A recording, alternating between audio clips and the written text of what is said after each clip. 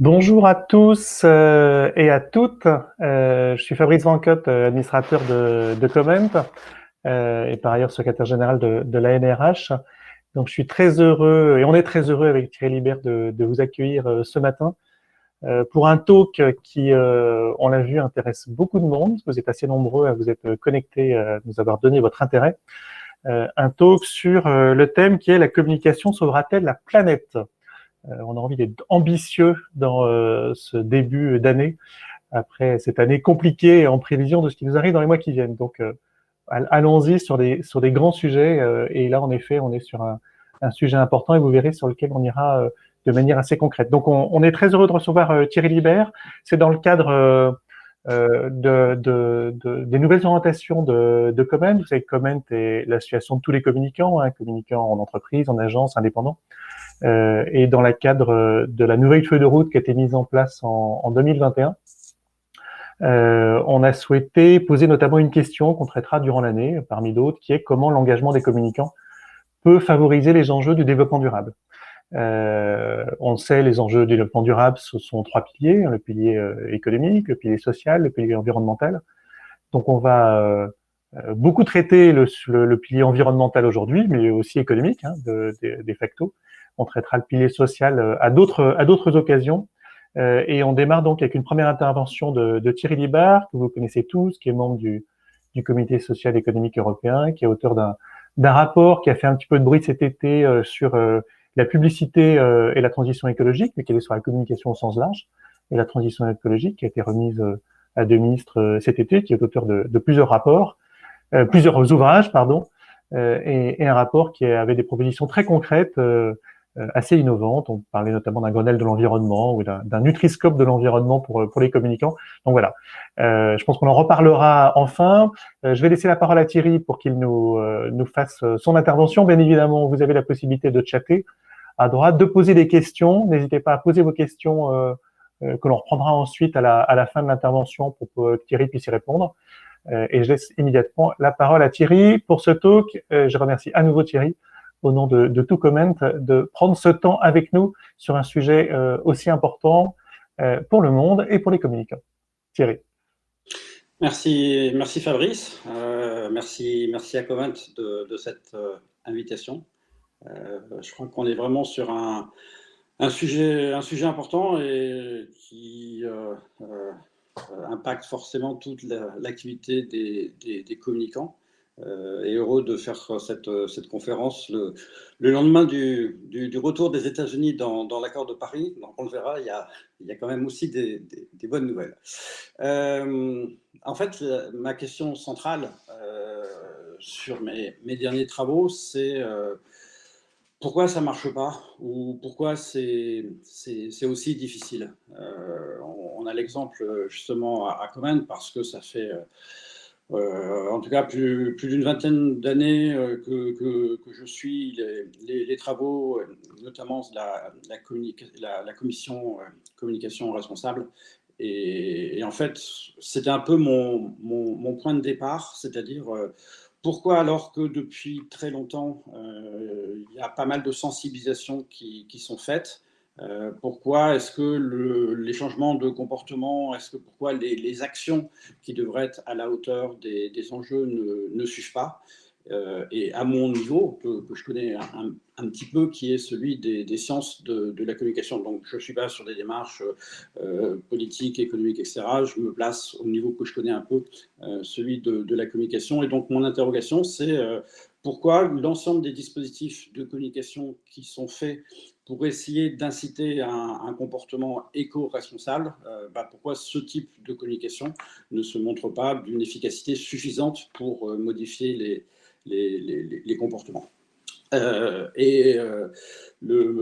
Mon point de départ, c'est l'exemple que je donne dans mon dernier bouquin, Les vents porteurs, c'est un événement qui m'est arrivé. Je témoigne de choses un peu personnelles parce que c'était un moment important dans mon existence, un moment où j'étais très heureux, ce qui ne veut pas dire que je ne suis plus, mais un moment où j'étais en enthousiasme assez fort pour avoir justement participé au Grenelle de l'environnement en 2007.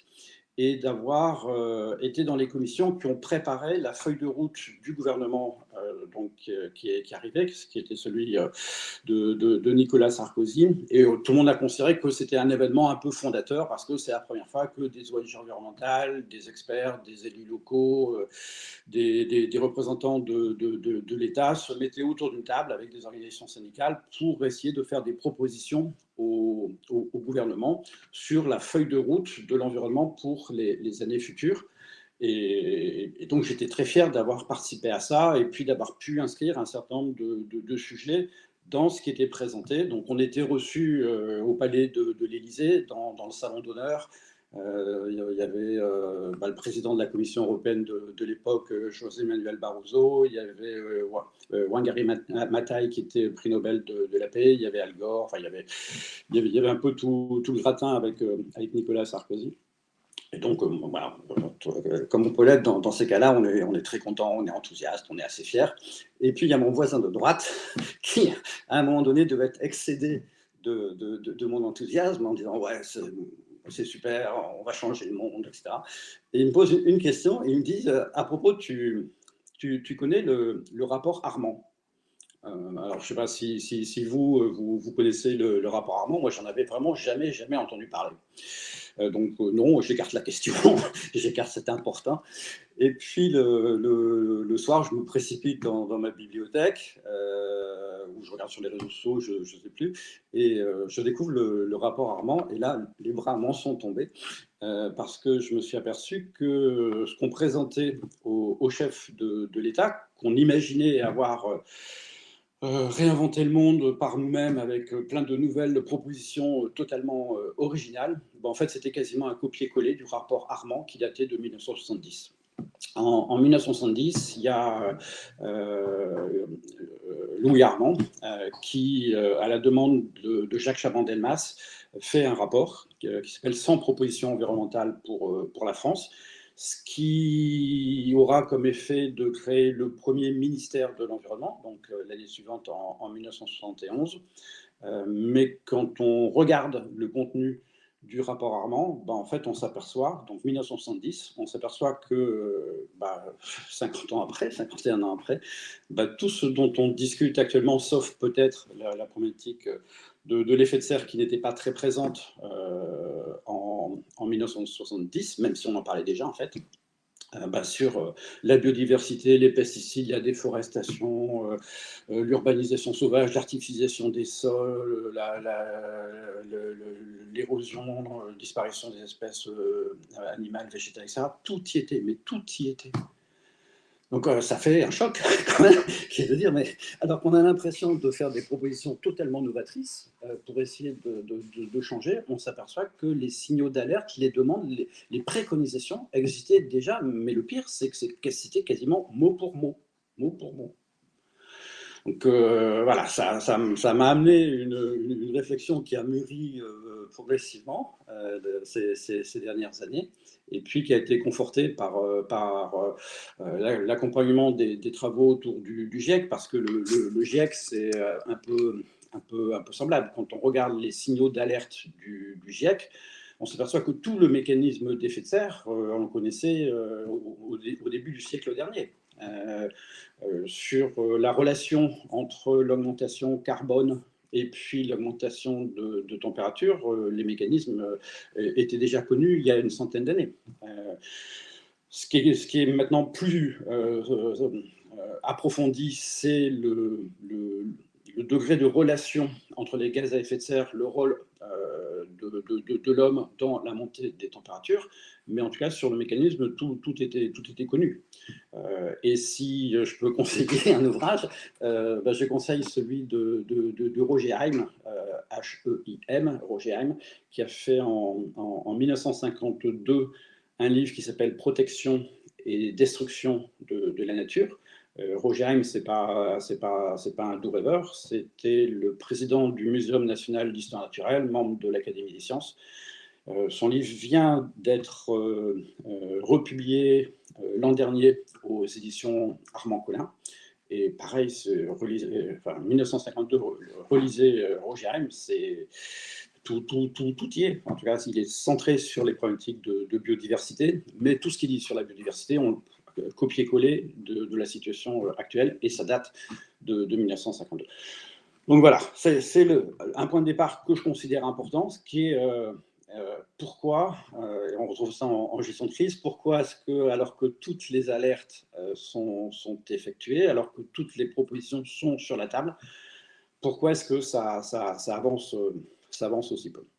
Alors, évidemment pas la solution miracle au sujet, mais quelques indices, quelques points, quelques éléments de réflexion pour essayer d'avancer un peu. Le premier, c'est de dire que si on veut vraiment, nous, communicants, essayer de faire bouger les choses, il faut déjà avoir un bon diagnostic sur la situation. Et je suis un peu persuadé que notre diagnostic est un peu faussé par la médiatisation d'une certaine perception. Moi, je suis assez étonné de voir depuis très longtemps maintenant des sondages dire la préoccupation environnementale est au plus haut, les Français motivés, les Français veulent passer à l'acte, les Français attendent de l'État, etc. Comme si l'ensemble de la population française avait enfin compris qu'il fallait se bouger pour l'environnement et qu'il suffisait que quelques mécanismes se mettent en place. Donc j'ai voulu regarder un peu de plus près dans l'ensemble. Il y en a beaucoup des sondages qui sont faits sur le thème de l'environnement et de la perception des Français. Et pour être précis, d'ailleurs, quand je parle des Français, en fait, mon champ d'étude, c'est sur l'Europe, et notamment sur les sondages environnementaux. Je me suis beaucoup basé sur l'Eurobaromètre, donc document gratuit et public, sur la perception environnementale dans l'ensemble des 27 pays de l'Union européenne. Donc, ce qu'on constate, c'est qu'effectivement, les Européens disent être préoccupés par les problématiques environnementales. Ce qu'on voit, c'est que cette perception elle est assez variable dans le temps, qu'actuellement elle est plutôt élevée. Elle a évidemment un peu décru avec d'autres types de préoccupations liées principalement à la crise Covid, mais que dans l'histoire des 30 dernières années, la préoccupation environnementale n'est actuellement pas au plus haut par rapport à ce qui a pu être par le passé. On a eu des pics en 1992, au moment du sommet de Rio, on en a eu, je ne sais pas pourquoi, en 99, on en a eu 2006, 2007, au moment où Grenelle de l'environnement, le pacte écologique, le film de Al Gore, le rapport du GIEC, enfin, il y a une conjonction 2006-2007.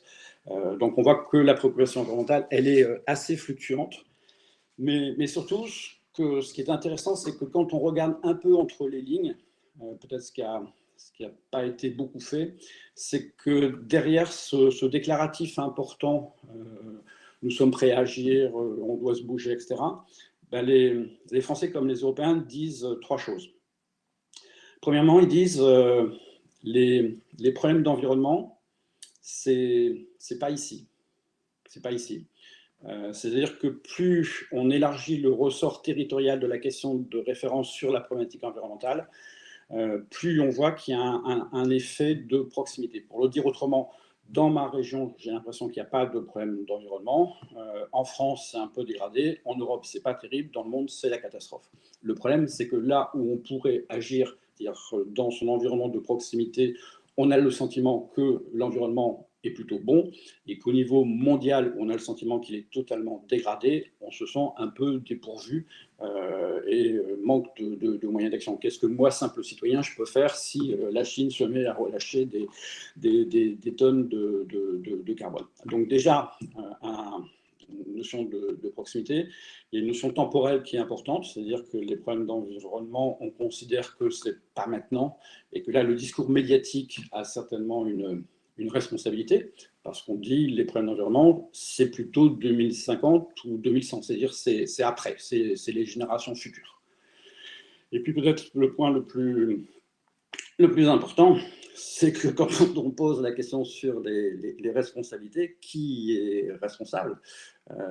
Qui est responsable? C'est les autres. Principalement, c'est les entreprises ou c'est l'État, les pouvoirs publics, les gouvernements. Et quand les citoyens répondent à la question, c'est les citoyens ou c'est les consommateurs, quand derrière, il y a un approfondissement avec un entretien de groupe, ce que disent les gens, c'est les autres consommateurs, c'est les autres citoyens. Moi, ça va. Donc, ça veut dire qu'il faut être juste un peu méfiant par rapport à un déclaratif important sur une préoccupation forte. Quand on regarde un peu entre les lignes, c'est un peu différent. Lié à ça, ce qu'on constate aussi, c'est que pour être un bon éco-citoyen, faut quand même se lever de bonne heure et il faut avoir une dose de compréhension du sujet parce qu'on s'aperçoit que là aussi, si on entre dans le détail, et ça nous intéresse beaucoup, nous, communicants, parce qu'on raconte beaucoup de choses là-dessus, le paysage est quand même assez flou. Exemple, pendant très longtemps, on a entendu et on a dit que notre communication devait se dématérialiser, qu'il fallait renoncer au papier et plutôt aller vraiment sur le zéro papier. On s'aperçoit maintenant que peut-être on a été un peu loin dans ce qu'on a pu raconter et qu'on s'aperçoit que le numérique, c'est quand même 4% des gaz à effet de serre au niveau international, que ça va continuer à augmenter. Pour donner un exemple, 4%, c'est l'équivalent de l'ensemble du trafic aérien mondial. On dit que pour prendre aussi un exemple très concret, qu'on doit faire attention à notre alimentation et aux différents circuits, qu'il faut plutôt manger bio, qu'il faut manger végétarien, qu'il faut éviter la viande de bœuf, des choses comme ça. Là aussi, vous faites ce que vous voulez, mais faites gaffe, parce que c'est faux. L'important, c'est pas le produit en lui-même, c'est son origine. Et clairement, il vaut mieux manger une côte de bœuf produite à côté de chez vous que des tomates qui viendraient du Brésil. L'impact environnemental n'a absolument rien à voir. Là, on découvre les problématiques de transition énergétique et on est en train de s'apercevoir, peut-être vous avez vu sur Arte il n'y a pas longtemps un reportage de Guillaume Pitron sur la face cachée des énergies vertes. Et on s'aperçoit que tout ce qui est photovoltaïque, éolien, et véhicules électriques, batteries, etc., il faut être juste un peu prudent. Donc tout ça pour dire que les données qu'on peut avoir sur comment favoriser un comportement responsable n'est pas évident. Et puis peut-être on accuse plus facilement certains types de domaines qui apparaissent comme des boucs émissaires. Donc là, on parlait de la Convention citoyenne sur le climat, des préconisations, par exemple, interdire la publicité sur les véhicules thermiques. D'accord, on accepte l'idée, mais il faut juste voir que l'industrie textile, ça peut représenter, selon les calculs, notamment avec la fast fashion, jusqu'à 10% des gaz à effet de serre, et pourtant, on n'en parle pas. Donc voilà, pour dire que attention à nos points de focalisation, attention à ce qu'on entend sur un certain nombre de sujets, parce que quand on creuse un peu, on s'aperçoit que ça peut être parfois beaucoup plus compliqué. Alors, autre sujet, et là aussi, à Comment, on connaît, c'est celui de la problématique des éco-gestes, parce qu'on est beaucoup de communicants, et moi le premier, en tout cas j'assume ma part de responsabilité, étions persuadés que pour la communication, il fallait encourager la pratique des éco-gestes. Donc vous savez tous, peut-être vous le faites, prenez une douche plutôt qu'un bain, éteignez la lumière en sortant, ne faites pas couler l'eau quand vous brossez les dents ou quand vous vous rasez, enfin, toutes ces petites choses. Et avec l'idée sérieuse, théorique, basée sur les principes, les théories de la communication engageante, que ça mettait les personnes sur des trajectoires un peu vertueuses. Concrètement, ça veut dire je fais des petits gestes avec l'idée qu'une fois que je franchis une étape, une marche, ce sera plus facile pour atteindre des objectifs peut-être un peu plus ambitieux par la suite. Le problème, c'est que ça ne marche pas. ça marche pas. Ou alors, en tout cas, ça peut marcher, mais en tout cas, pas du tout à la hauteur des enjeux. Les éco-gestes dans le monde environnemental ont essayé, enfin toutes les grandes ONG environnementales ont essayé de travailler sur ce sujet vraiment depuis plus de 20 ans et les résultats sont vraiment, mais vraiment pas à la hauteur. D'abord, ce qu'on s'aperçoit, c'est que les éco-gestes qu'il faudrait faire ne devraient pas se situer là où on les fait. C'est-à-dire, ce n'est pas le fait d'éteindre un peu ou d'arrêter l'eau ou de trier les déchets. 98% des Français disent « je trie mes déchets mais ce n'est pas ça qui peut avoir un impact réel sur les objectifs qu'on veut atteindre par rapport aux impératifs de lutte contre le dérèglement climatique. Et en plus, ça baisse. C'est-à-dire que le dernier rapport de l'ADEME qui a été publié à la fin de l'année dernière montrait que depuis quelques années, il n'y avait plus du tout de progression sur les pratiques environnementales des Français, que sur un certain nombre de sujets, on était plutôt sur une réduction. Donc c'est assez aberrant parce qu'on a plutôt l'impression qu'il y a de bonnes prises en compte de comportements, etc. Et en fait, on s'aperçoit que ce n'est pas le cas. C'est-à-dire ça sur beaucoup de points, ça stagne ou ça décroît. Donc voilà, c'est un peu une remise en question de toutes nos activités de communicants. On va essayer d'inciter à des comportements plus responsables. Voilà, on s'aperçoit que l'efficacité est un peu limitée. Et pire, désolé, j'enfonce le clou, et puis après on passera à des choses peut-être plus agréables. Et j'espère que je ne vais pas choquer certains d'entre vous. Mais là aussi, dernière étude pour le coup du CREDOC, c'est que les personnes les plus sensibilisées à la cause environnementale sont les plus grands pollueurs.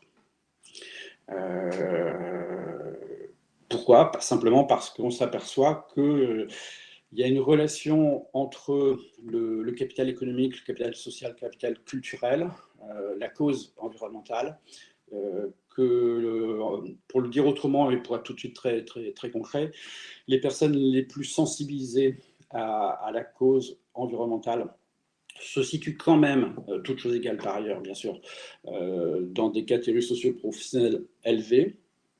Et pour prendre un exemple, je caricature un tout petit peu, mais moi ça a le mérite de la compréhension, c'est les personnes qui sont sensibilisées, vous faites attention à, vous allez plutôt prendre le vélo, vous allez faire les éco-gestes, vous allez prendre l'agriculture de proximité, vous allez acheter chez un AMAP. Et puis, ça n'empêchera pas de régulièrement prendre le dernier iMac, le dernier iPhone, et puis d'aller passer nos vacances annuelles, enfin, pas en ce moment, mais devant le temple d'Angkor ou le Machu Picchu, parce que c'est quand même vachement bien, non ? Et ça veut dire qu'en quelques jours, vous allez complètement saboter tous les efforts que vous avez faits pendant toute une année, simplement parce que le coût impact carbone d'un aller-retour Paris-Bangkok, ça tue tous les éco-gestes et toutes les pratiques environnementales que vous avez fait tout au long de l'année. Donc voilà, ça veut dire aussi qu'on doit aussi réfléchir à nos comportements, parce qu'on s'aperçoit que c'est parfois un peu compliqué. Donc voilà, premier point, c'est attention au diagnostic de la situation, parce qu'on s'aperçoit qu'on a souvent de fausses idées sur le sujet. Et je vais prendre un focus immédiatement sur un point où là je me suis vraiment aperçu, je ne vais pas dire qu'on racontait n'importe quoi, mais quand même, qui est celui des jeunes pour le climat. Alors bien évidemment, on aime tous la jeunesse, on a vraiment l'espoir que les jeunes vont sauver le monde. Et on a beaucoup entendu des reportages télé, médias, global, etc., pour montrer des jeunes super motivés, etc. Là aussi, allons voir de plus près pour ne pas avoir de mauvaises illusions. Quand on dit les jeunes pour le climat, déjà les indicateurs qu'on prend, c'est Ce qui a servi un peu de déclic, c'est les marches pour le climat. Marche pour le climat plus importante, c'est 100 000 personnes. Quand les jeunes descendent pour protester contre la réforme des études, ils sont plus de 800 000. Donc déjà, faut relativiser un peu. Quand on dit les jeunes, il faut d'abord voir quel type de jeunes, parce que ceux qui sont mis en avant sont quand même pas représentatifs des jeunes en général. C'est clairement des grandes écoles, écoles d'ingénieurs, enfin, c'est Polytechnique, c'est Sciences Po, c'est HEC, mais ce n'est pas représentatif de la jeunesse en général. Et que quand on va voir ce que pensent, alors là, pour le coup, on regarde un peu ce que disent les études d'opinion des jeunes, ben on s'aperçoit qu'il n'y a aucune sensibilité environnementale plus forte chez les jeunes. Quand je dis les jeunes, je prends les 18-24 ans dans les études par rapport au reste de la population. Donc, je ne vais pas dire qu'on raconte n'importe quoi sur le sujet, mais en tout cas, il faut relativiser un peu et que non seulement les jeunes ne sont pas plus sensibilisés au niveau environnemental par rapport au reste de la population, mais sur un certain nombre de sujets, ils le sont même beaucoup moins. Notamment quand on fait des zooms sur les questions de biodiversité, ben en fait, les 18-24 ans sont 5-6 points de moins que les 60 ans et plus. Pour prendre un seul exemple, mais on pourrait les multiplier. À côté de ça, bah, peut-être avoir une interrogation aussi sur le mode de vie de beaucoup de jeunes. Tout à l'heure, on parlait de l'impact du numérique. Les jeunes sont quand même les plus adeptes de vidéos, de streaming. Simplement le streaming vidéo, le fait de regarder des vidéos en ligne, c'est 1% des impact mondial de gaz à effet de serre. 1%, pour donner un exemple visuel, c'est l'équivalent de l'ensemble des émissions carbone d'un pays comme l'Espagne. Donc, c'est-à-dire un mode de vie jeune qui est assez impactant. Et je ne parle pas de la fast fashion. Donc, voilà, tout ça pour dire, n'ayons pas de fausses illusions. Encourageons bien sûr tous ces mouvements, mais ayons quand même un recul. Et n'attendons pas non plus que les jeunes au niveau politique s'engagent parce que de très loin, les 18-24 ans sont les plus abstentionnistes électoralement. Donc voilà, un peu de bon recul et puis on prendra les choses plus sereinement et on pourra avancer. Alors dans la présentation qui a été faite, on a parlé de la pub. Ben oui, parce que on ne peut pas y échapper parce que ben, vous avez vu que le gouvernement a transmis le projet de loi issu des 150, enfin 149 et ensuite 146 préconisations de la Convention citoyenne sur le climat. Moi, j'ai suivi ça un peu de près. J'ai d'ailleurs été auditionné par la Convention pour parler du sujet de la publicité. C'était quand même une surprise de voir que dès la deuxième session, donc il y a eu 7 sessions de travail des 150 citoyens, dès la deuxième session, le sujet de la publicité a émergé. Et les participants à la convention ont dit on ne peut pas réussir à lutter vraiment contre le dérèglement climatique si on ne s'attaque pas au sujet de la publicité, ce qui est intéressant, en tout cas qui modifie un peu l'ensemble des discussions qu'on pouvait avoir sur le monde de la pub, avec une idée qui est intéressante, qui est de dire, sur le dérèglement climatique, on s'est attaqué à la finance durable. On s'est attaqué à essayer de mettre en place des circuits monétaires d'investissement socialement responsable. On s'est attaqué à l'économie, au circuit économique, à essayer d'inventer de nouveaux modèles d'économie de fonctionnalité, d'économie circulaire pour casser cette idée extraire, produire, jeter, consommer, jeter, pour une économie de réemploi, de réutilisation, d'éco-conception, etc. On s'est attaqué à de l'innovation, à de la technologie. Il y a un point sur lequel on ne s'était jamais vraiment attaqué, c'est ce qu'il y a dans nos têtes. Et ce qui est dans nos têtes, c'est notre imaginaire. Et l'imaginaire, il est beaucoup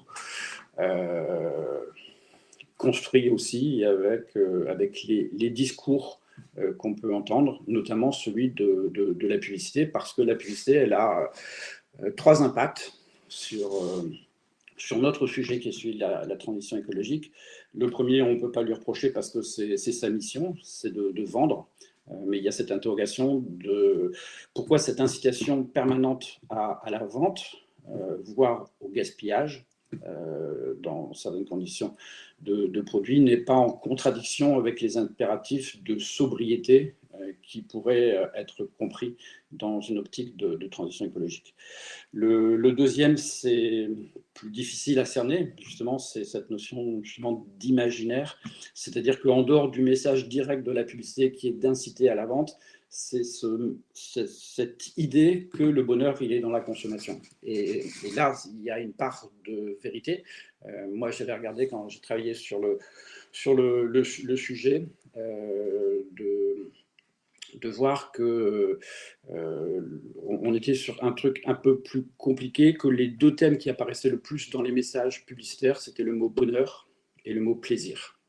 Mon bonheur est dans la consommation. C'est un peu le message de la publicité. Quand vous regardez des messages publicitaires, forcément, j'achète un produit, je suis couvert, je consomme et j'ai un grand sourire. Et puis le troisième, qui est plus, j'allais dire, presque une question de combat, c'est le déséquilibre entre, alors je caricature abusivement, pardon, entre d'un côté l'infrastructure, l'industrie de la publicité, et puis de l'autre, la sensibilisation à l'environnement. Alors, j'avais prévenu, je suis là un peu caricatural, j'assume, mais simplement si on compte les messages de sensibilisation à un comportement plus écolo, réfléchissez là maintenant, combien vous en recevez par jour des messages qui vous disent attention à votre comportement, les limites planétaires, etc. Allez, 4, 5 par jour, vous en à peu près, pour dire attention à votre comportement, réfléchissez à votre manière d'agir, d'acheter, etc. Alors que de l'autre côté, des messages qui vous incitent à consommer, des messages de publicité, alors il y a énormément, et en fait ça veut dire qu'on n'en sait rien, quoi. Il y a énormément d'études qui ont été faites sur le sujet, vous recevez entre 400 et 3000 messages de pub par jour, selon les méthodologies, ce qu'on prend en considération, si c'est juste la vision d'un logo ou un vrai message de pub, etc. Mais dans tous les cas, on voit que il y a une disproportion justement entre les deux types. Donc en tout cas, ça valait le coup de regarder ça de plus près. Le sujet le sujet de la publicité est un peu compliqué, parce que pour beaucoup de publicitaires, il y a un refoulement, je ne vais pas dire un déni de réalité, mais une difficulté à reconnaître la propre responsabilité publicitaire par rapport au sujet transition écologique. Pour le dire autrement, beaucoup de publicitaires disent ne faites pas de nous le bouc émissaire de tous les dysfonctionnements. Nous, on fait notre job. On est là pour vendre des produits. C'est notre feuille de route, c'est ce qu'on doit faire. S'il faut modifier les comportements, ce n'est pas à nous de le faire. C'est à l'État, c'est le rôle des ONG environnementales, c'est la famille, c'est le système éducatif. Mais voilà, ne nous jetez pas la pierre. Nous, on fait ce qu'on doit faire et ne faites pas de nous le bouc émissaire. Deuxièmement, le discours qui est difficile à contrer, c'est dans tous les cas, le consommateur est toujours assez intelligent pour essayer de décrypter. Alors c'est un argument qui est pas facile à contrer, parce qu'on peut dire non, les consommateurs sont des crétins. Mais voilà, on peut penser aussi que ça pouvait être bon si on n'avait que quelques messages. À partir du moment où, notamment avec le digital, on est sur un bombardement d'informations permanentes, d'informations publicitaires permanentes, peut-être que le recul critique du consommateur doit être peut-être un peu relativisé. Et puis le troisième argument de beaucoup de publicitaires, qui là aussi est vraiment entendable, c'est la publicité n'a pas de rôle par rapport à un sujet comme celui de la transition. La publicité n'est que le reflet de son époque, et quand l'époque deviendra plus écolo, la publicité deviendra plus écolo.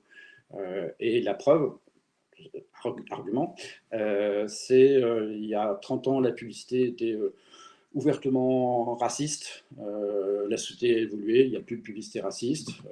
Il y a 10 ans, la publicité était outrancièrement misogyne. Elle l'est encore un peu. La société évolue et la publicité est moins écolo. Donc, quand la société sera devenue écolo, la pub deviendra aussi un levier pour essayer de faire changer les choses.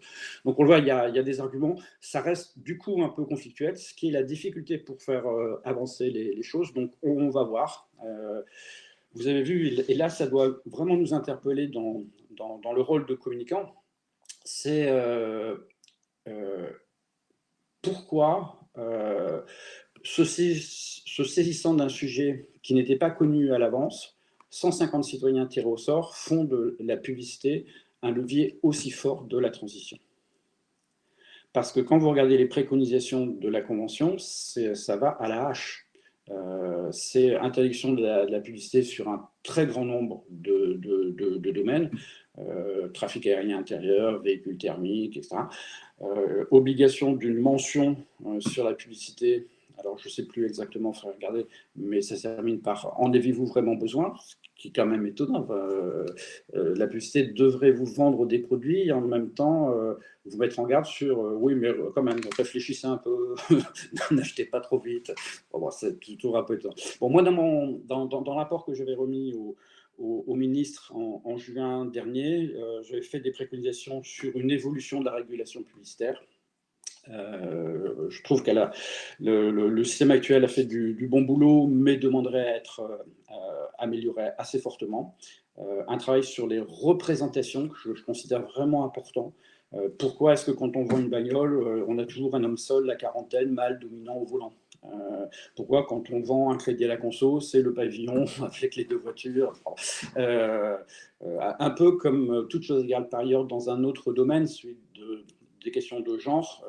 Pourquoi est-ce que 85% au chiffre du CSA de messages publicitaires télé où on représente un expert, pourquoi à chaque fois l'expert, 85% c'est un homme?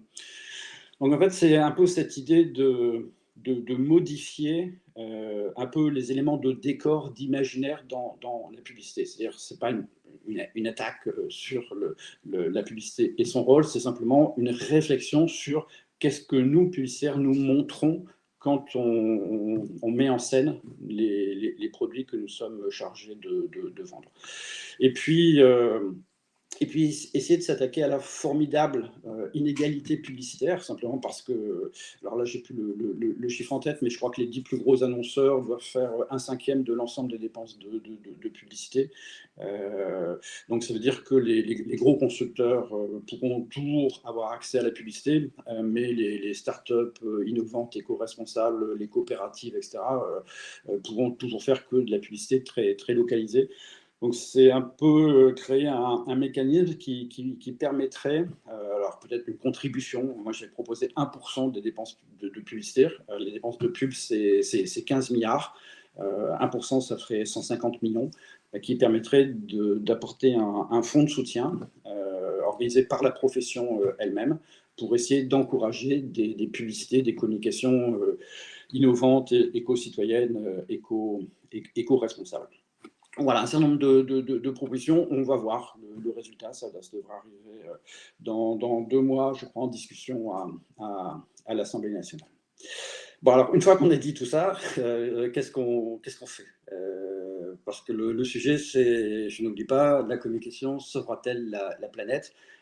Peut-elle le faire? Alors, on est toujours très optimiste et on dit que, en tout cas, la communication, à elle seule, ne sauvera pas la planète, mais qu'elle peut y contribuer. Alors, pour ça, à quoi il faut toucher? Je dirais, il y a déjà un point un peu essentiel.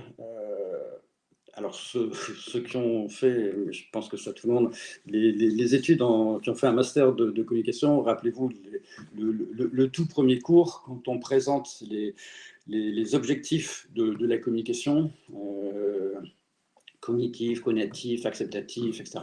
En fait, mon impression, c'est qu'on mélange beaucoup maintenant, simplement parce qu'on vit dans un ultra court-termisme Et on mélange les objectifs d'une démarche de communication. Et pour être précis, on a le sentiment que informer permet de modifier un comportement. Ça, si ça marchait comme ça se saurait.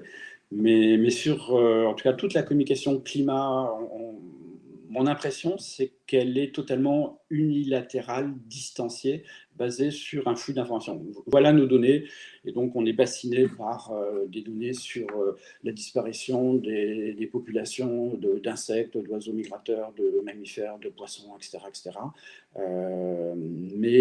Voilà, c'est peut-être retourner un peu aux fondamentaux de la communication et penser que si on veut que l'information soit efficace, elle doit être accompagnée d'autres choses et que simplement une transmission d'information ne suffit pas à modifier un comportement. Deuxième point, c'est attention à notre discours pour essayer de casser un peu la distanciation qui s'est opérée. Distanciation tout à la fois temporelle et en termes de territoire. Là aussi, faites l'exemple. En 5 secondes, vous pouvez le faire. Vous allez dans Google Images, et vous tapez réchauffement climatique. Je vous parie que 9 images sur 10 que vous allez voir, ça va être un ours polaire sur la banquise. Donc, c'est-à-dire que la perception qu'on a, en tout cas dans les images, les visuels qui nous sont fournis, c'est loin. C'est pas chez nous. Et quand on voit la manière dont les médias en parlent, c'est les cyclones tropicaux sur les côtes de Louisiane, en Asie du Sud-Est, les inondations, ça arrive aussi en France. Mais globalement, c'est loin. Et en plus, c'est loin parce que là aussi, accord de Paris, c'est limitation des émissions carbone pour être sous les 2 degrés à horizon 2100. 2100. Ou des objectifs neutralité 2050.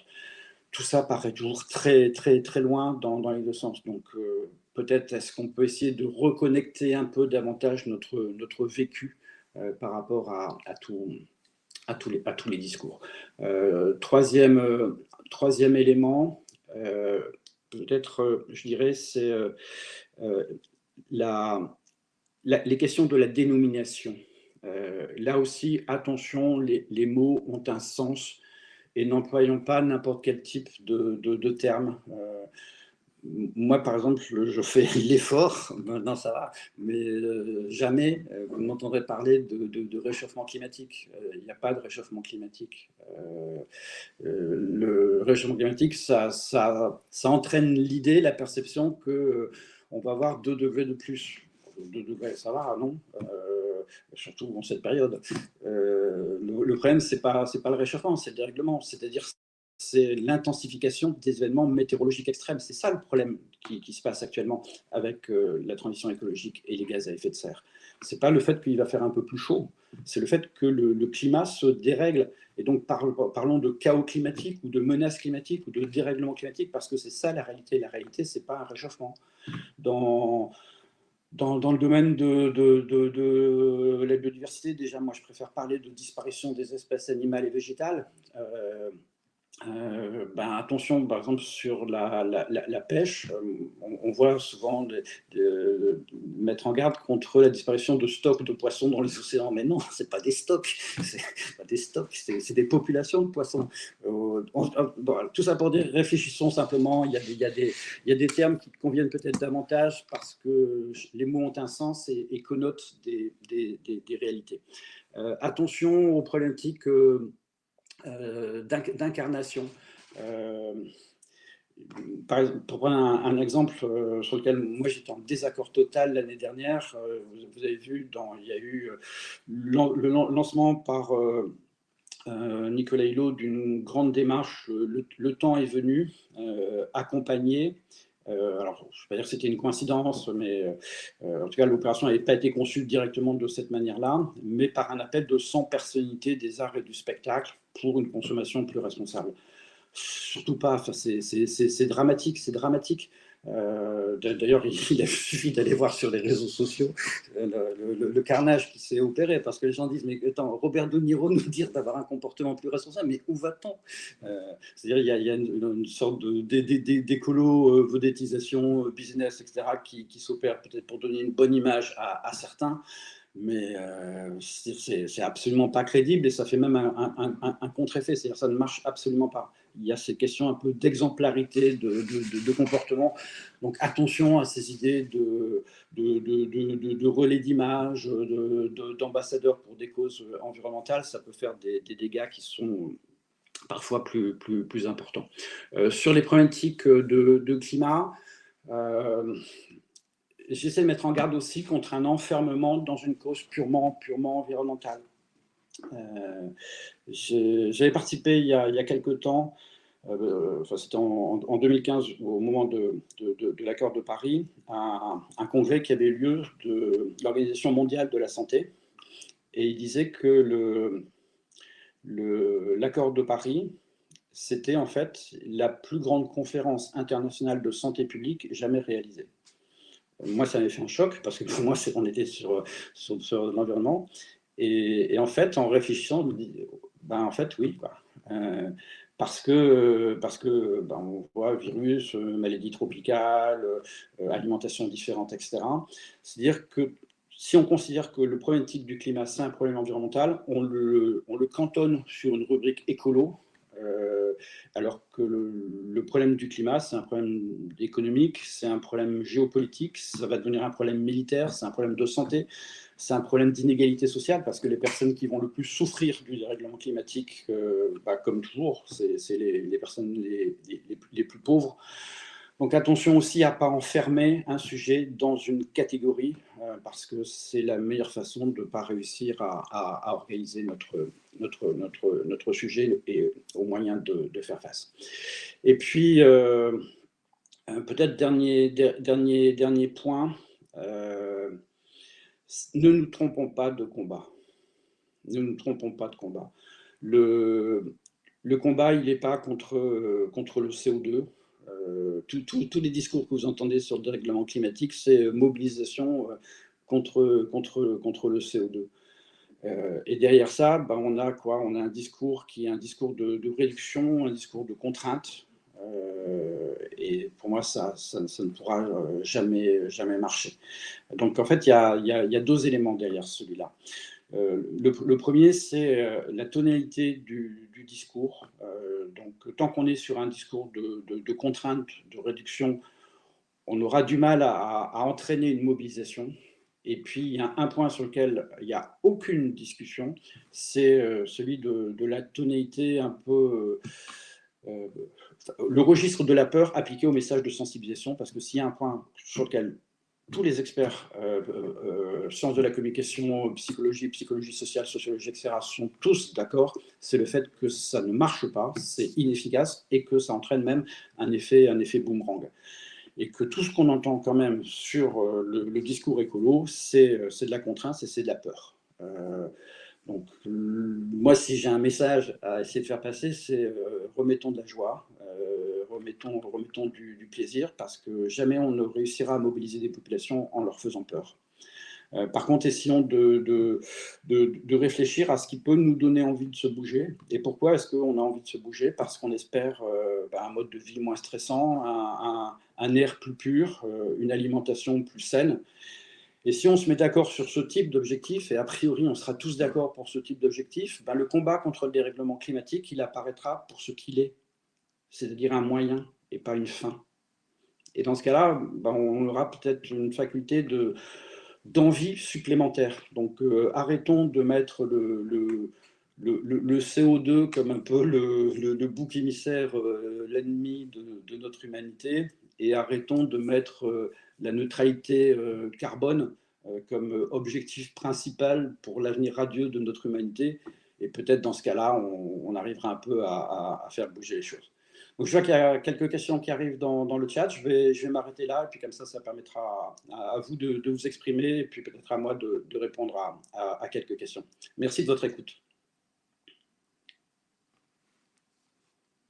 pour cette intervention riche et qui ouvre en effet à plein de questions, j'imagine, de nos collègues et qui ouvre plein de pistes, surtout, pour nos réflexions. Moi, j'ai envie juste de démarrer, avant qu'on donne la parole à nos camarades, j'ai envie juste de démarrer par rapport à cette question de la responsabilité des communicants. Donc, il y a une structure aujourd'hui qui est l'ADEME, qui communique sur les enjeux de transition écologique et qui a cet objectif aussi de changer les comportements. Ce que j'entends dans ton intervention, c'est que c'est vraiment à chaque communicant et à chaque annonceur, finalement, d'intégrer un certain nombre de sujets pour participer à ce changement de comportement. Ce n'est pas l'ADEME seul qui pourra le faire. Et qu'en est-il pour toi de ces campagnes d'intérêt général justement portées par l'État? Alors oui, évidemment, c'est pas l'ADEME, même si l'ADEME fait un boulot vraiment, vraiment remarquable. Et dans les conseils de lecture, je conseille à tout le monde de lire le guide de la communication responsable qui est sorti l'an dernier par l'ADEME. Donc il y a le site qui doit s'appeler ecocommunication.fr, je pense, et puis sinon le guide de la communication responsable de l'ADEME, parce que là, il y a vraiment une belle feuille de route sur comment il faut agir. Donc déjà, on est bien aidé par l'ADEME. Après, la question pour moi n'est pas celle du nombre de personnes qui vont communiquer sur le sujet, parce que moi, dans les choses peut-être un peu négatives de ma réflexion, c'est le fait de s'apercevoir que beaucoup communiquaient, mais quand on s'interroge sur la finalité de cette communication, moi j'ai toujours été effaré par des messages incantatoires sur comment vous devez agir au niveau global, national, au niveau de la communication de certaines collectivités territoriales. Pour le dire de manière encore plus brutale, j'ai vraiment l'impression que beaucoup communiquent sur la transition écologique pour avant tout promouvoir leur image ou leur notoriété, sans absolument s'intéresser aux effets potentiels de cette communication. Pour prendre un exemple, pour un élu, un président du conseil régional ou du conseil général, un maire, le fait de dire à ses concitoyens attention à vos déchets, c'est aussi l'occasion pour lui de se positionner sur une posture d'exemplarité. C'est-à-dire qu'à partir du moment où moi, émetteur, je vous dis comment faire, il y a cette idée un peu tacite de nous avons compris, donc on compte sur vous. Et un peu beaucoup des messages de culpabilisation. Donc tout ça pour dire, le problème n'est pas un problème du nombre d'interlocuteurs capables de relayer un message, mais plutôt que ces interlocuteurs soient en capacité de comprendre. Et là, justement, le fait de voir un peu toutes les études académiques, tout ce qui se passe dans les laboratoires universitaires, c'est quand même une aide un peu considérable sur les conditions d'efficacité d'un message de responsabilité. Donc voilà, et essayons plutôt d'avoir des messages qui respectent bien les paramètres d'efficacité du message, plutôt qu'essayer d'avoir une grosse force de frappe d'un grand nombre de personnes, parce que tant qu'on sera sur des discours qui sont distanciés, qui sont incantatoires, qui sont contraignants, qui font peur, on ne fera pas beaucoup avancer les choses. Hein. Entendu. Je vous propose qu'on démarre en effet et qu'on regarde les questions que vous avez posées. N'hésitez pas pendant cet échange à continuer à poser vos questions. Il y en a 3 pour le moment uniquement, donc le micro de la question est ouverte. Je vous propose qu'on démarre avec la question de Carole Trivy. Bonjour Thierry, je partage complètement l'idée que nous partons d'un diagnostic biaisé. Mais alors, comment partager avec nos décideurs le bon diagnostic? Si nous sommes honnêtes, le milieu de la com fait justement partie de la catégorie urbaine CSP+, qui ne pose pas le bon diagnostic, non? Oui, oui, c'est clair. La question elle est super intéressante parce qu'en fait, ça positionne le rôle de la communication et du rôle des communicants. Alors, je dirais il y a peut-être deux axes pour la réponse en étant rapide. Le premier, c'est de penser que la communication, elle n'est plus là pour transmettre un message. Et que quand on parle de communication responsable, on n'est plus sur comment moi, communicant, je peux mettre en évidence les valeurs de responsabilité de mon organisation, c'est-à-dire la communication responsable, ce n'est plus la communication sur la responsabilité, c'est vraiment ce renversement du sujet qui est la communication responsable. C'est ce qui interpelle la responsabilité même du communicant face aux grands enjeux de la transition écologique et la lutte contre le dérèglement climatique. Donc, c'est-à-dire qu'on n'est plus du tout sur la question du message, on est sur une posture de communication totalement différente qui interpelle le communicant. C'est quoi ma responsabilité par rapport aux grands enjeux Peut-être vous avez vu, je dis, vous avez vu mardi, pour la première fois, il y a la chaire, enfin l'ensemble des chaires de communication de l'UNESCO qui a rédigé un manifeste pour dire attention à tous les communicants du monde entier. Vous, communicants, vous avez, la crise Covid a montré que on est quand même sur une humanité qui peut être un peu fragile, vous avez une responsabilité très forte sur un certain nombre de grands enjeux, donc n'ayez plus de votre métier une vision purement instrumentale, essayez aussi de faire en sorte que la communication puisse devenir un levier de la transition et non pas, comme encore beaucoup, un obstacle. Donc c'est déjà une compréhension plus importante de la responsabilité qui est sur les domaines environnementaux, qui est sur les domaines sociaux, qui est sur la relation avec les fournisseurs, avec les sous-traitants, qui est une question de notre relation avec les parties prenantes, qui interpelle aussi l'éco-socio-conception de nos supports de communication. Donc on est vraiment sur un sujet qui n'est plus comme ça avait pu l'être au moment du Grenelle de l'environnement et de la lutte contre le greenwashing, mais qui est une question un peu plus vaste. Et ensuite, le deuxième, c'est que à partir du moment où on accepte l'idée que la communication n'est plus, j'espère qu'elle n'a pas trop été dans le passé, dans une vision purement instrumentale, c'est-à-dire ce qu'on a beaucoup demandé aux communicants jadis, c'était faire savoir. Nous, direction, nous, managers, on a une idée, donc vous, communicants, faites-nous la belle plaquette, faites-nous le beau site internet, organisez-nous la belle conférence de presse pour qu'on puisse faire passer nos messages. C'est aussi l'idée que le communicant, il est là pour interpeller son manager, pour lui dire attention, il y a des grands enjeux. Si on se situe en dehors d'une optique d'ultra court-termisme, peut-être nous, communicants, qui sommes là aussi pour interpréter l'ensemble des attentes sociales que nous pouvons obtenir, faire remonter ces informations pour dire la pérennité de notre organisation, elle est peut-être par la prise en compte de l'ensemble de ces sujets. C'est une tâche un peu difficile, j'en conviens pour le communicant, mais ô combien exaltante par rapport à d'où la communication a pu venir par le passé. Merci Thierry. Autre question, tu nous as parlé de l'activisme des jeunes et en fait de la faible activité des jeunes sur les questions de transition écologique dans la réalité. Dans les faits, ce qui est intéressant, parce que ceux qui travaillent dans le secteur de l'économie sociale et solidaire et qui collectent des fonds auprès de donateurs savent qu'il y a une règle, c'est que le pourcentage de donateurs augmente avec l'âge et qu'il y en a fait très peu de donateurs, notamment donateurs en temps ou en financier ou quel qu'il soit, sur les populations jeunes malgré les apparences. Question de Laure, Guillet, quelles sont les sources sur les jeunes et leur perception que tu as utilisées? Quelles études, Credoc? Oui, Credoc, je l'ai pris sur les attitudes. C'était pas sur le Credoc, c'était plutôt sur la consommation globale en fonction du capital culturel. C'était pas en fonction de l'âge. Mais ma principale source, c'est l'Eurobaromètre, parce que l'Eurobaromètre spécifie bien une répartition sur toutes les catégories d'âge. Donc celle-là était ma première, mais pour ceux que ça intéresse, donc il y a un chapitre complet sur le chapitre un peu provocateur qui s'appelle la jeunesse sauvera le monde et autres sornettes dans mon livre Les vents porteurs, et toutes les références sont indiquées. Entendu, merci. Alors Gérard Bourgeois ne pose pas de questions, mais il nous dit que grâce à toi, il a vu beaucoup d'ours blancs sur Google Images. Et Wilfried Ngama a une question. Y a-t-il un lien entre la différence envers les institutions et la difficulté à adopter des comportements efficaces contre le réchauffement climatique? Oui, c'est clair. C'est que, en fait, il y a un point qui est super important derrière cette question. C'est que comme on est dans un monde de défiance généralisée, hein, depuis là les études Edelman donc, qui sont publiées chaque début d'année nous montrent bien que depuis 20 ans, et là c'est vraiment international, il y a un effritement de la confiance. Et donc, sur un sujet comme dérèglement climatique, le sujet c'est seul vous ne pouvez rien faire.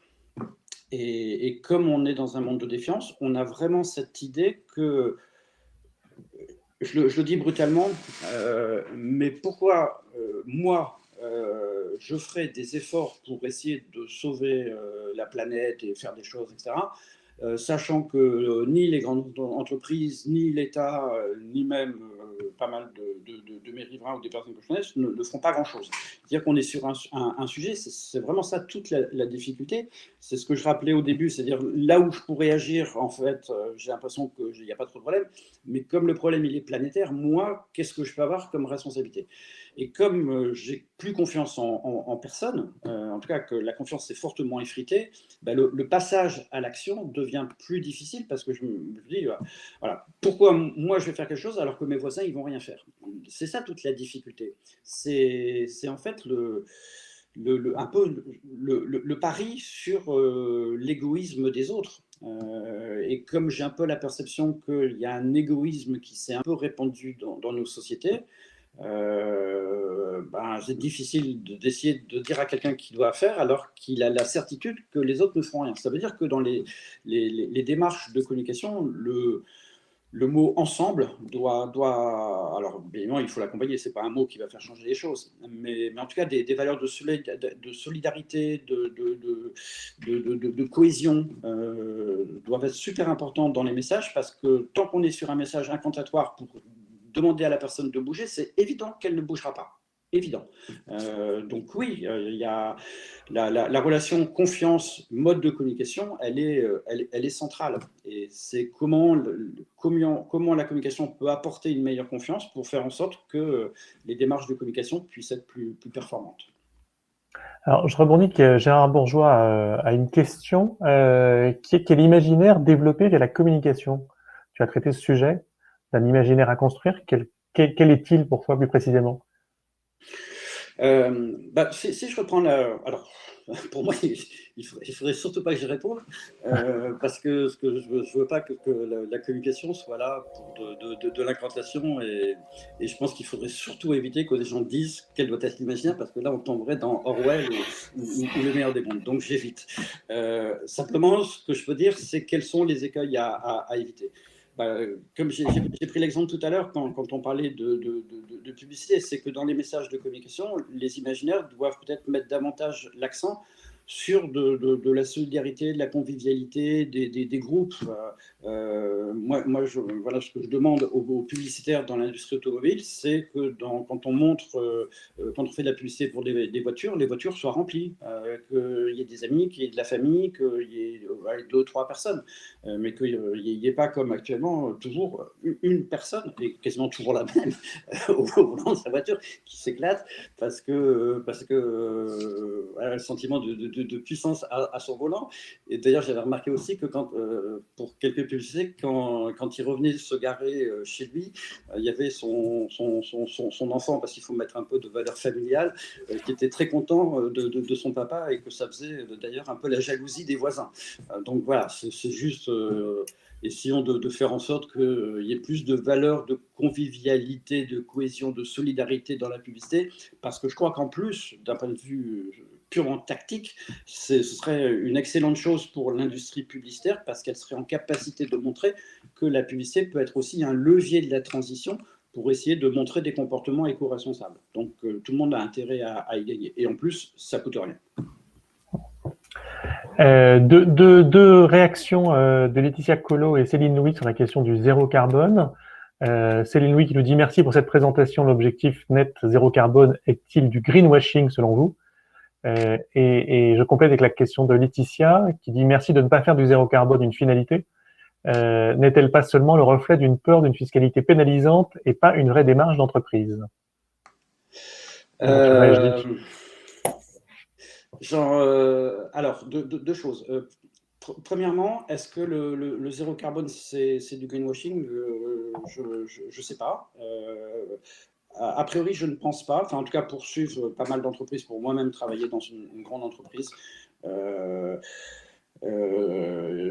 y a quand même une sincérité. La plupart des grandes entreprises ont compris quand même que l'enjeu était là pour leur pérennité et aussi pour leurs actionnaires, pour leurs clients, pour leur réputation.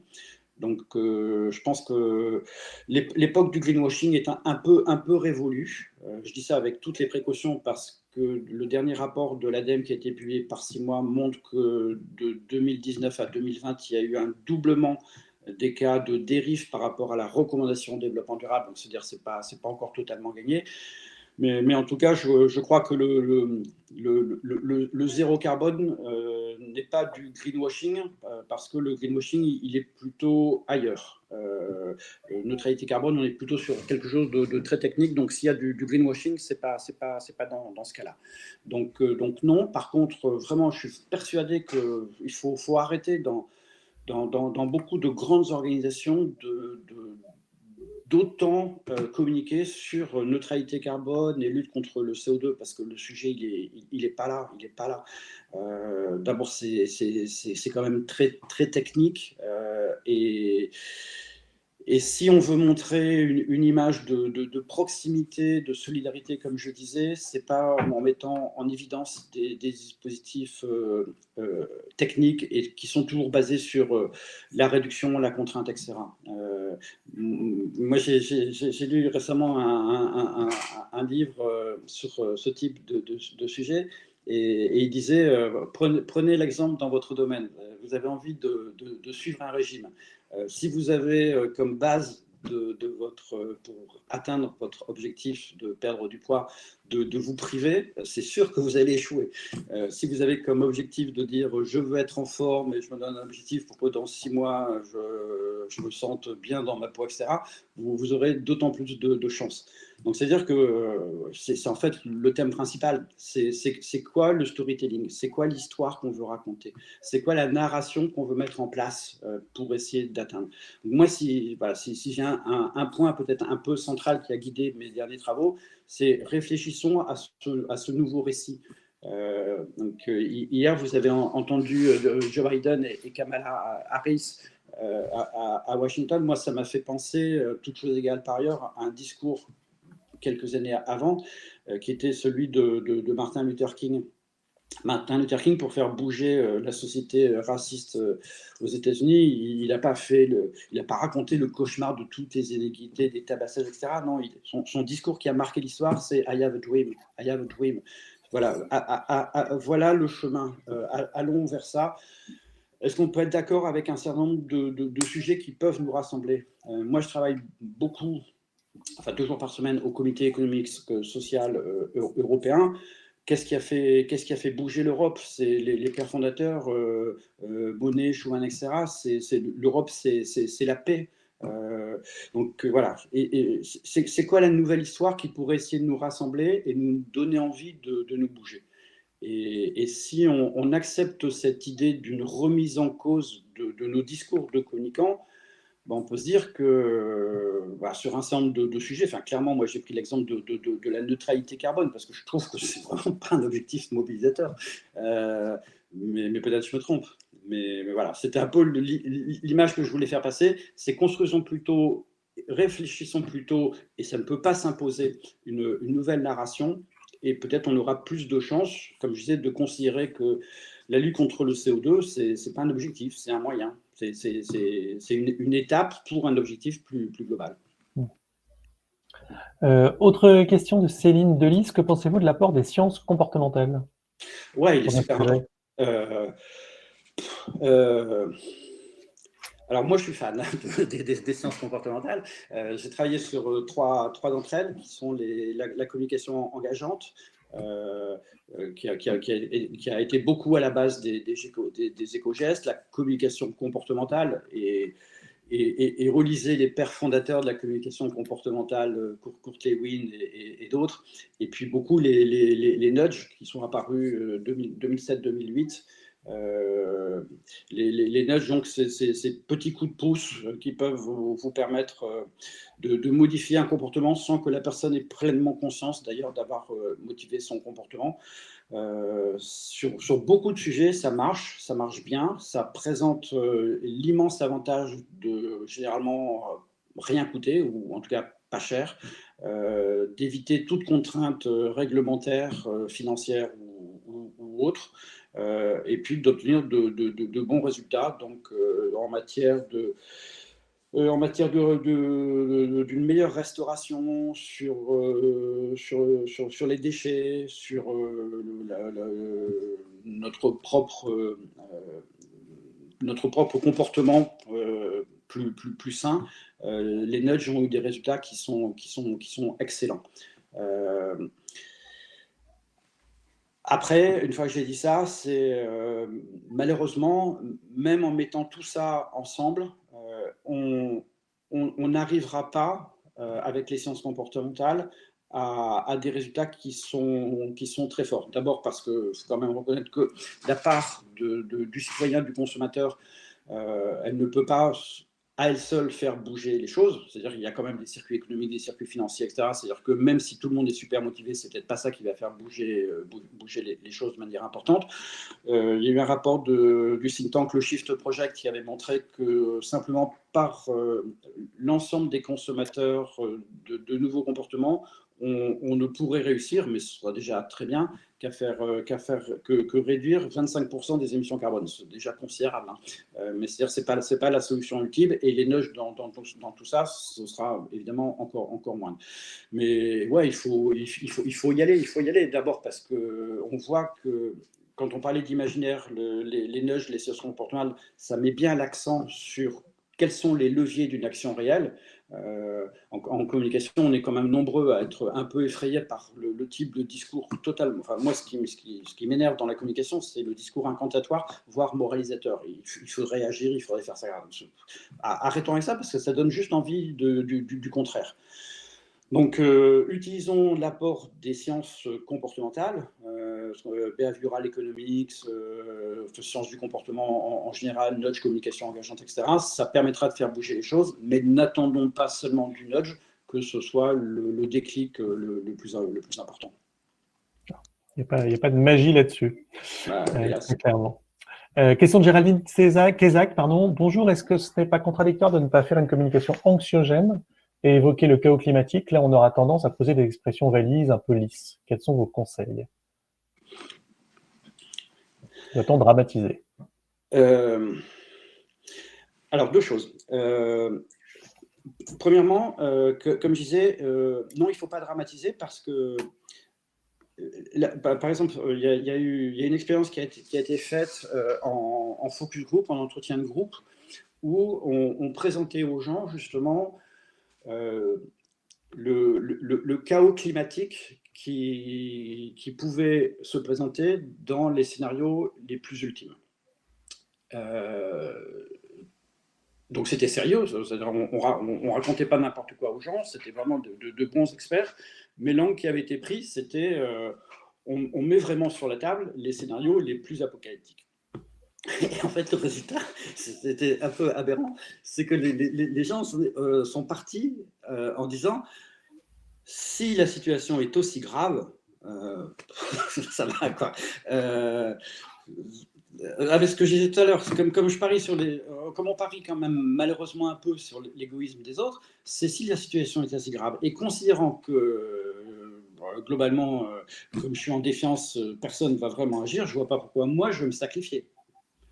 Donc en fait, non seulement ça paralyse le comportement, ça renforce l'inertie de nos actions, mais en plus, ça peut introduire un effet boomerang qui est de dire si c'est aussi grave, je ne vois pas pourquoi je vais m'emmerder à devoir baisser mon chauffage ou à ne pas jeter mes papiers par terre, etc. C'est-à-dire que ce n'est pas ça qui va faire bouger les choses. Donc il y a déjà ce premier point, c'est que le principe général, c'est que ça ne marche pas, que dans certaines organisations, même au GIEC, je collabore un peu au GIEC sur leur communication. Et par exemple, là, ils sont en discussion parce que quand ils présentent les cartes d'évolution des températures, la couleur de base maintenant, c'est du rouge écarlate partout. Et de dire, est-ce qu'on ne pourrait pas, en tout cas, tester pour voir si une couleur orange ou jaune vif ou autre pourrait avoir un message aussi signifiant sans autant effrayer, parce que rouge écarlate, on sait, le rouge vif, c'est la peur. Donc voilà, il y a un test qui est en train de s'opérer. Pour être plus précis par rapport à la question sur le caractère anxiogène, c'est-à-dire est-ce que la peur peut faire bouger les comportements, une fois que j'ai dit ça, je relativise parce que dans certains cas, oui. Dans certains cas, oui. Et en fait, il faut qu'à côté du message de peur, il y ait un message très opérationnel de mode d'emploi. C'est-à-dire, je vous fais peur, mais dans le même message, je vous indique qu'est-ce que vous, à votre niveau, vous êtes en capacité de faire. C'est-à-dire, La relation, c'est la peur comme levier d'action à partir du moment où vous avez un mode d'emploi assez clair et qui vous met en maîtrise du sujet. Vous avez, vous, Fabrice, la capacité d'agir et je vais vous dire ce que vous pouvez faire. Et c'est-à-dire que dans ce cas-là, le message un peu anxiogène que vous recevrez comme ça globalement, il ne vous paralyse pas parce qu'immédiatement, on vous donne les modalités d'une action concrète. Donc c'est la seule possibilité de faire en sorte que le message un peu anxiogène ne soit pas uniquement paralysateur, mais devienne un levier d'action. C'est le comment faire. Autre question d'Isabelle Delis. Bonjour, merci pour cette intervention. Quid du rôle de la communication dans le domaine industriel B2B et non pas grand public? Certains enjeux spécifiques ont-ils été abordés? Avez-vous des recommandations? Non, désolé, aucune. J'ai vraiment travaillé sur communication grand public et les discours de sensibilisation, mais je ne me suis pas.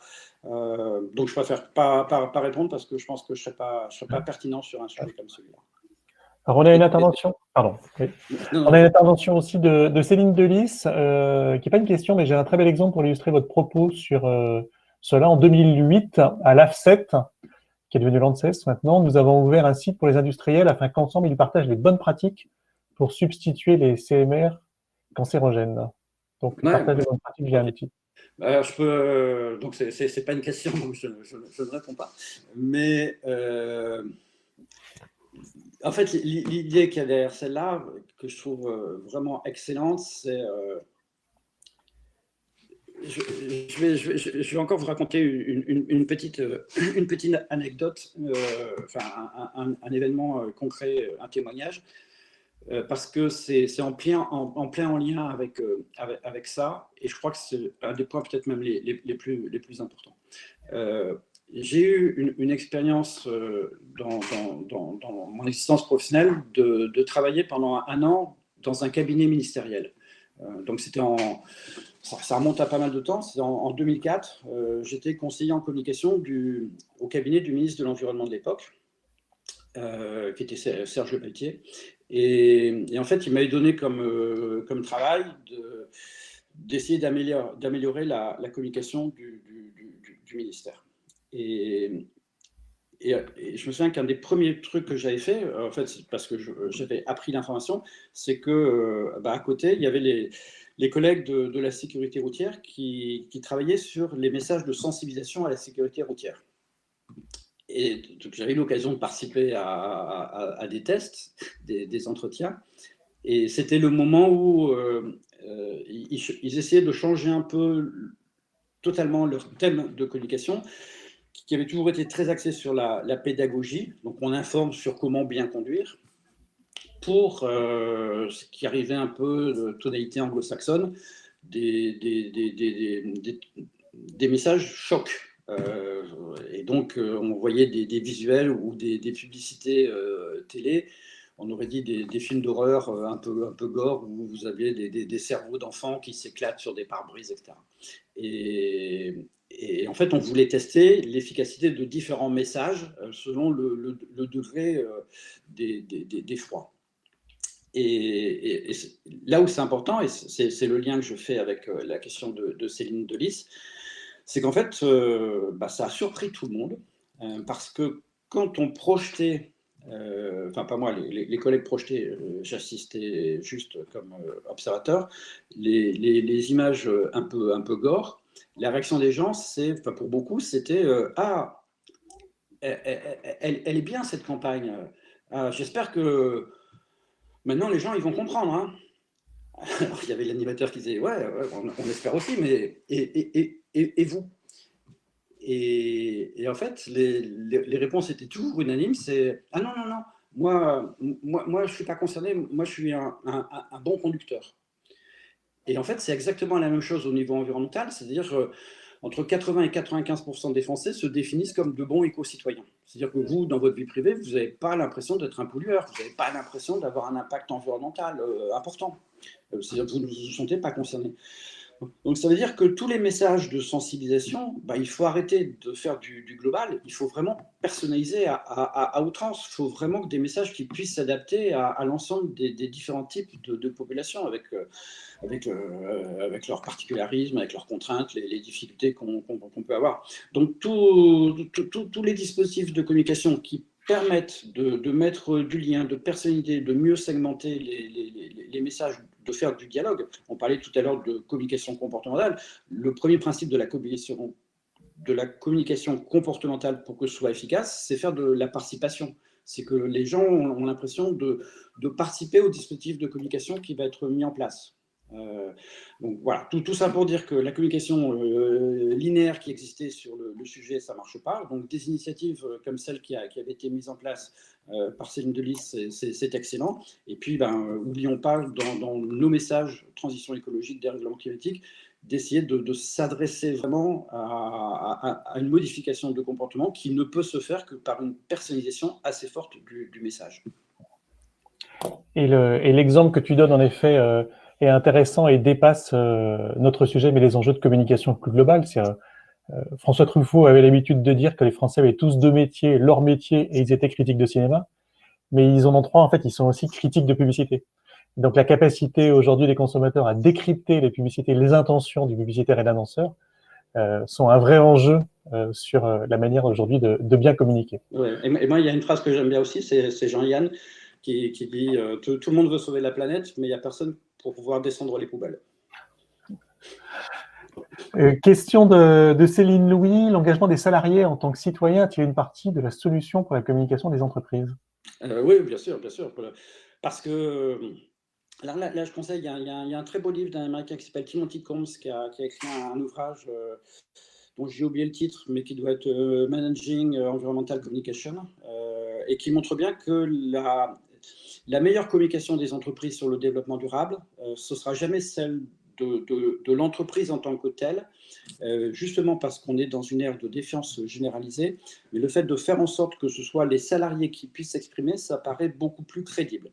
Donc, l'association des salariés, elle est super importante.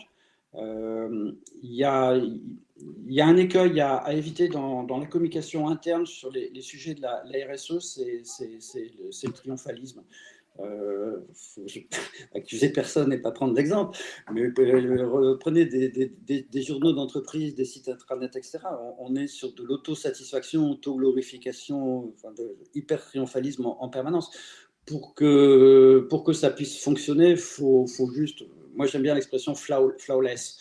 Flawless, c'est quand tu montres aussi tes difficultés, que pour réussir quelque chose, en fait, c'est pas une bonne histoire en permanence. Tu passes par des hauts et des bas, c'est compliqué. Des fois, tu échoues, tu dois repartir, etc.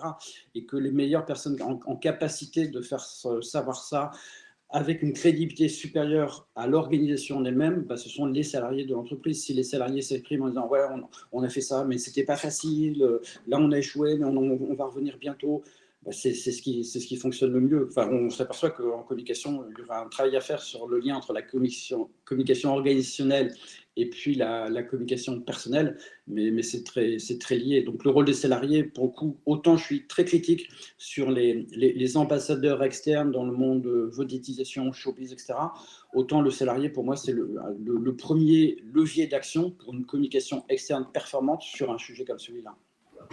Mais surtout, attention aux directeurs de communication qui seraient là et qui écouteraient. Il ne faut surtout pas que ce soit instrumentalisé, quoi.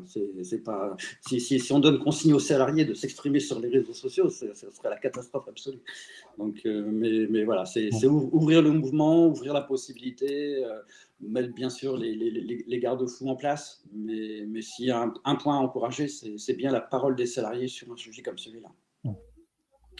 Une question de Laurence Goubet qui se demande si sa question est dans le sujet, mais oui, puisque ce sont des sujets que tu as traités dans ton rapport de cet été, notamment concernant la communication visuelle et le stop pub.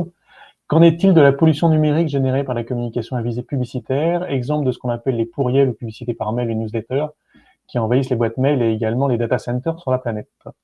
Ouais, là aussi, c'est une super question parce que, comme on a dit, Le numérique a eu cette illusion de ne pas avoir d'impact simplement parce qu'il est invisible. Comme on disait, le numérique, c'est 4% et ça devrait doubler rapidement. Je n'ai plus les chiffres en tête, donc je préfère pas dire de bêtises. Mais il faut faire attention aussi. Nous, communicants, par exemple, moi, je suis étonné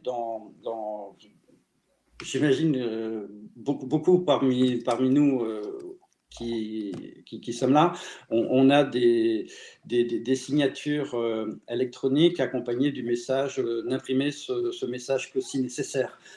En fait, là aussi, les études de l'ADEME sont formelles, c'est-à-dire qu'à partir du moment où vous avez un fichier qui serait supérieur à 4 pages, ben vous avez plutôt intérêt à l'imprimer plutôt que de le lire à l'écran. Donc voilà, il y a un certain nombre de thèmes, sensibiliser aussi les salariés justement à une sobriété numérique, essayer de compresser les fichiers, de nettoyer sa boîte aux lettres, plus des gestes qui sont autant environnementaux que sociaux et de convivialité. Le nombre de fois où, quand vous avez un message avec beaucoup de destinataires, les gens font répondre à tous, alors qu'il n'y a qu'une personne qui est intéressée simplement parce qu'on veut montrer à tout le monde qu'on suit le truc. Donc il y a tout un travail à faire. Il y a Orange qui le fait pas mal, le groupe Orange qui avait lancé des e-cleaning days. Je trouve ça intéressant. Et puis derrière ça, c'est le lien avec le droit à la déconnexion qui est aussi un sujet majeur. Il faudrait qu'on s'y attaque un peu et il faudra le faire intelligemment parce que pour beaucoup d'entreprises, le droit à la déconnexion, c'est par exemple une journée sans mail. Le truc, c'est que ça embête tout le monde et que le lendemain, on a 2 fois plus de travail. Donc voilà, peut-être essayer d'organiser ça plus intelligemment. Mais en tout cas, sur le numérique, ouais, attention au mirage numérique qu'on a pu avoir il y a quelques temps. On s'aperçoit que c'est juste un tout petit peu plus compliqué maintenant. Entendu. Merci Thierry. Écoute, c'était la dernière question. Avant de laisser la parole à Audrey Roche, voilà, qui nous rejoint et que j'ai oublié de remercier, donc c'est Audrey qui nous a organisé de main de maître ce talk. Merci beaucoup Audrey qui est de Comment. Juste dire, remercier bien évidemment Thierry pour son intervention, vous remercier tous, et puis vous rappeler donc on a un axe de travail au sein de Comet sur cette question de la responsabilité sociale et environnementale des communicants. Donc si vous avez envie de nous rejoindre, vous nous le dites, vous êtes les bienvenus. On a besoin de pensée et de réflexion pour la partager avec nous et pouvoir proposer aussi des pistes d'action et des choses concrètes à l'ensemble du secteur. Voilà, Audrey, je te laisse la parole. Merci Thierry pour ce bel éclairage. Merci Fabrice pour l'animation de ce talk. Donc, pour rappel, ce talk était enregistré et sera disponible très prochainement sur le site Comment, sur notre chaîne YouTube et également dans la prochaine newsletter Comment. Et avant de vous laisser continuer cette belle journée, je vous propose un point sur nos prochains rendez-vous Comment. Donc, le lundi 25 janvier à 15h se tiendra la 4e journée nationale contre le sexisme, qui sera consacrée aux violences économiques dans les sphères privées, professionnelles et institutionnelles. Le mardi 2 février, notre réseau Toutes Femmes, Toutes Communicantes organise un coaching de 9h à 11h pour mettre en cohérence vos pratiques professionnelles et vos valeurs. Enfin, le 5 février, nous avons une formation sur la réussite de vos objectifs sur les réseaux sociaux de 9h à 17h en visio. Et le 11 février, une nouvelle édition de la formation Piloter efficacement vos contenus qui se déroulera sur une demi-journée de 9h à 13h en visio. Donc, pour revenir sur ce que Fabrice vient de dire, vous pouvez contribuer et offrir votre temps pour travailler avec nous sur les grandes thématiques de réflexion de Comment, qui sont la RSE, l'employabilité et le parcours professionnel, l'international, la diversité, inclusion et parité, l'interprofession, la transformation du secteur et les relations associations, et enfin la prospective et l'innovation. Donc n'hésitez pas à nous envoyer un mail à contribution au pluriel @com-ent.fr. On compte sur vous. Voilà, nous vous souhaitons à tous et à toutes une excellente fin de semaine et à très bientôt. Merci à toutes et tous, au revoir.